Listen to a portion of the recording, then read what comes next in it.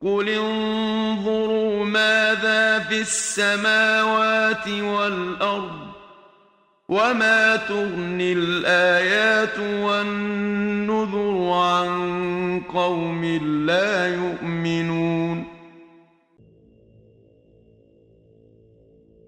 من النعم العظيمة التي من الله بها علينا نعمة الغلاف الجوي للأرض، فقد جعله الله كالسقف يحفظنا من الأشعة الكونية والأشعة فوق البنفسجية وغير ذلك.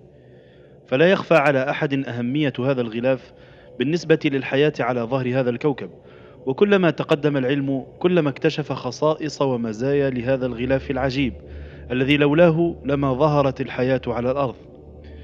يمتد الغلاف الجوي لعدة مئات من الكيلومترات فوق سطح الأرض، وسماكته ضئيلة جدا مقارنة بحجم الأرض التي يبلغ قطرها أكثر من 12 ألفا من الكيلومترات.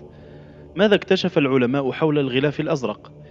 إن أحدث شيء يقرره العلماء وآخر وصف يصفون به هذا الغلاف هو أنه كالسقف الذي يحمينا في وسط هذا الكون المظلم والبارد، فهو يقوم بما يلي: أولا، من أهم خصائص الغلاف الجوي أنه يحفظ حياة الكائنات على ظهر الأرض، ففيه الأكسجين اللازم لاستمرار الحياة.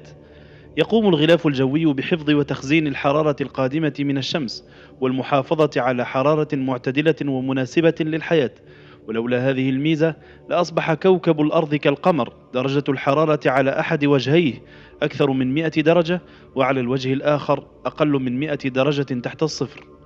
ثالثا، ملايين الأحجار النيزكية تهوي على الأرض كل يوم، جميعها يتصدى لها الغلاف الجوي فتحترق بسبب احتكاكها معه قبل أن تصل إلى الأرض إلا القليل منها.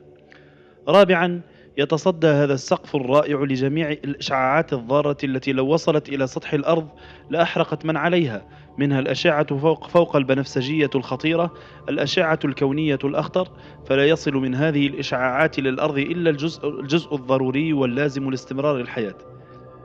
قال الله تعالى: وجعلنا السماء سقفا محفوظا وهم عن آياتها معرضون.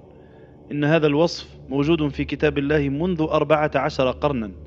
لتتأمل هذا التعبير العلمي، سقفا محفوظا، كيف جاء هذا التعبير الدقيق في كتاب أنزل في عصر لم يكن فيه من العلوم إلا الأساطير.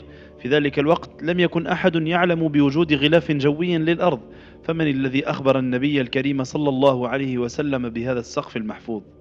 ربنا ما خلقت هذا باطلا سبحانك فقنا عذاب النار.